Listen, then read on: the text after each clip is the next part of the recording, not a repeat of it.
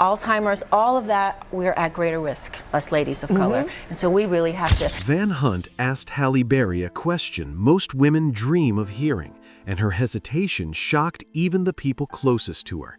Because at 58, with wealth, power, and global respect firmly in her hands, Halle Berry no longer sees marriage as a prize, but as a risk she has already survived too many times. To understand why she still won't say yes, you have to look past red carpets and awards and step into a life shaped early by fear, survival, and lessons about love that were written in pain rather than romance. Halle grew up learning that home was not always safe, that love could arrive with bruises, silence, and broken trust, and that kind of knowledge does not fade just because success eventually shows up. As a child, navigating a world that constantly reminded her she was different, she learned to armor herself early, to become strong because softness felt dangerous, and that armor followed her into adulthood, even when she desperately wanted to believe in stability.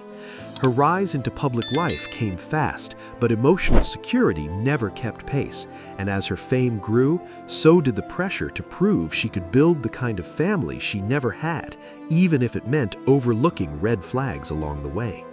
Her first marriage arrived during the chaos of early stardom, when distance, insecurity, and imbalance quietly eroded trust, and by the time it ended, the damage went far beyond heartbreak. Halle later revealed that the relationship cost her something permanent, her hearing in one ear, a loss that symbolized how deeply love had hurt her physically as well as emotionally. That experience did not just end a marriage, it planted a belief that intimacy could carry danger, even when wrapped in promises. When she tried again years later, hoping maturity and shared ambition would protect her, betrayal arrived instead, amplified by public humiliation that turned private pain into entertainment.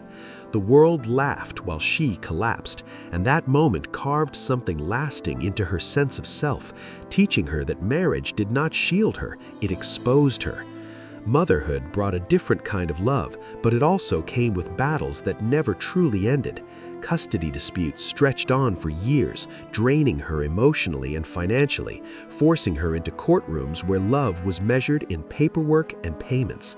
She became one of the highest-earning women in Hollywood, still writing massive checks to men she no longer shared a life with, a reality that sharpened her independence and her resolve. Those experiences taught her that legal bonds could outlive emotional ones, and that marriage, once broken, rarely releases its grip cleanly. Even when she tried again, believing that love deserved another chance, the weight of unresolved conflict followed her, until that union too dissolved into drawn-out negotiations and obligations that refused to disappear.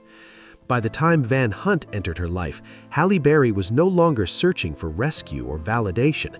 She had already rebuilt herself more than once, learned to sit alone without fear, and discovered that peace mattered more than tradition. Their relationship unfolded slowly, quietly, without spectacle, rooted in companionship rather than performance. For the first time, she felt seen without being managed, supported without being controlled, and loved without being consumed. But when the idea of marriage resurfaced, so did every memory her body still carried. Memories of courts, contracts, betrayals, custody schedules, and the invisible cost of surrendering autonomy again. Saying no was not rejection, it was self-preservation. At the same time, Halle was entering a phase of power few people anticipated.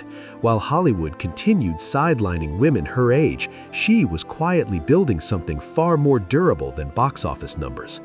A devastating medical misdiagnosis during menopause shattered her confidence in a way no critic ever could, exposing how deeply women's health is misunderstood, mistreated, and under-researched.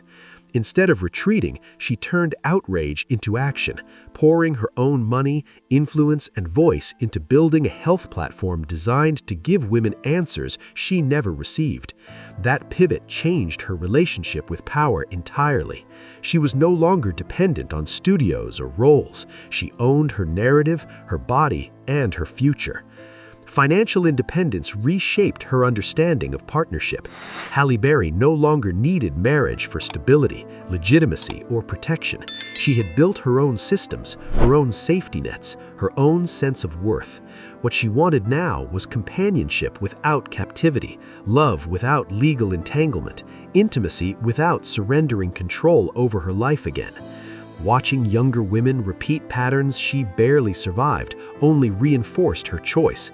She spoke openly about how society pressures women to equate marriage with success, while rarely holding men to the same standard of emotional responsibility.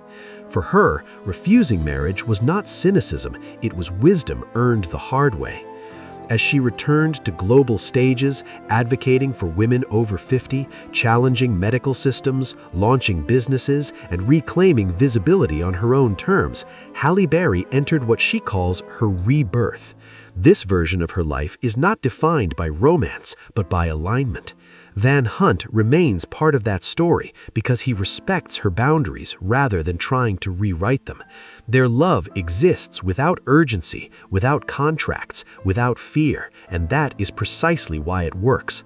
She has learned that truest commitment is not measured by rings or ceremonies, but by consistency, emotional safety, and mutual respect. So when people ask why Halle Berry still won't say yes, the answer is not hidden in hesitation, but in wisdom hard-earned. Marriage once promised her stability and delivered pain. Now she chooses joy without obligation, love without fear, and a future she controls completely. At 58, she is not running from commitment, she is finally committed to herself, and that is the one vow she refuses to break again.